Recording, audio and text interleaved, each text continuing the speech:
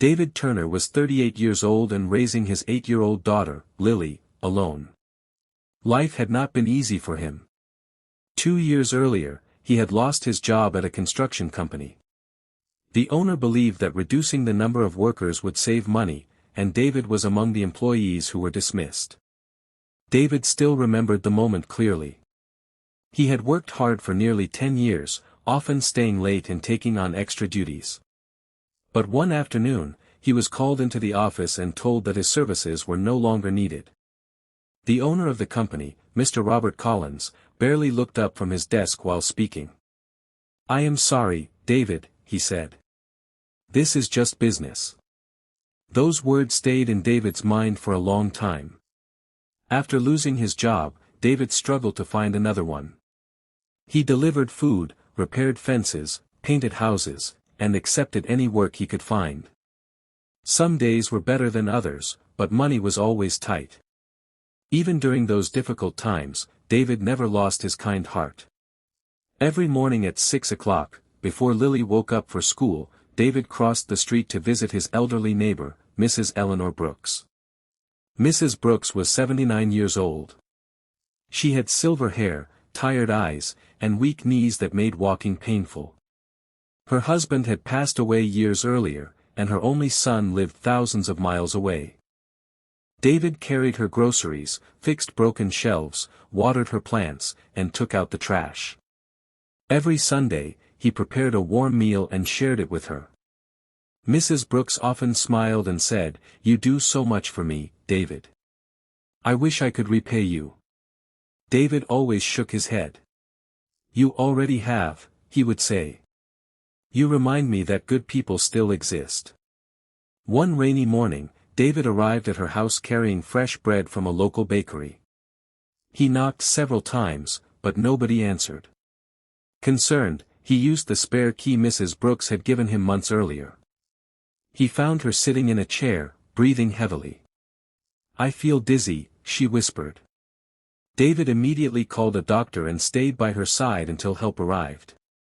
The doctor explained that she needed someone to take care of her for at least a few weeks.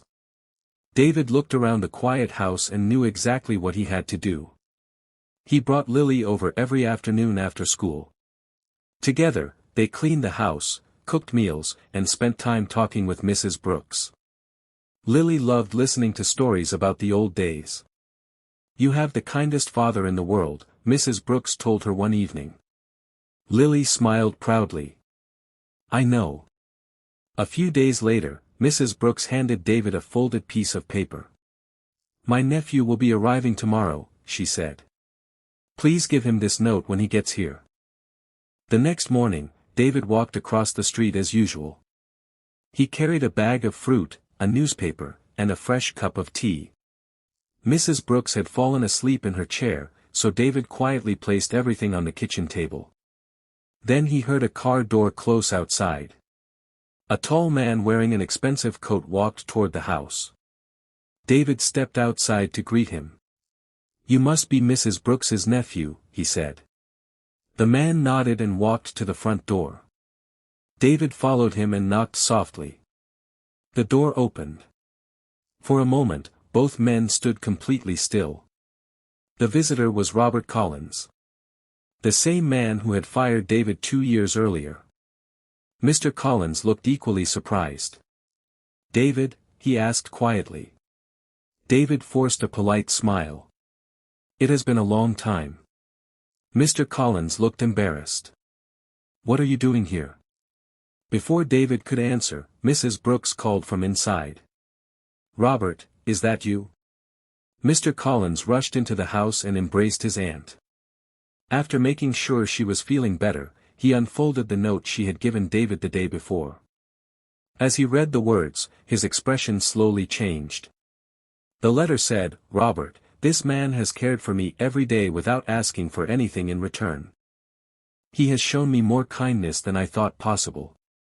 If you want to know what true character looks like, look at David." Mr. Collins lowered the paper and looked around the room. He noticed the repaired shelves, the clean kitchen, the fresh flowers, and the drawings Lily had placed on the walls. Then he turned toward David. You did all of this? David nodded. Your aunt needed help. Mr. Collins was silent for several seconds. Finally, he spoke. When I fired you, I thought I was making a smart business decision. I never realized how much I lost that day. David did not know what to say. Mr. Collins looked down at the floor. I have spent years building my company, he continued. But somewhere along the way, I forgot what really matters. Mrs. Brooks smiled gently. It is never too late to remember. Over the next few weeks, Mr. Collins visited every day. He spent time with his aunt and got to know Lily better. Little by little, he began to change. Then one afternoon, he handed David an envelope. Inside was an offer for a new position at the company. David looked up in surprise. You want me to come back? Mr. Collins smiled. I don't just want a good worker.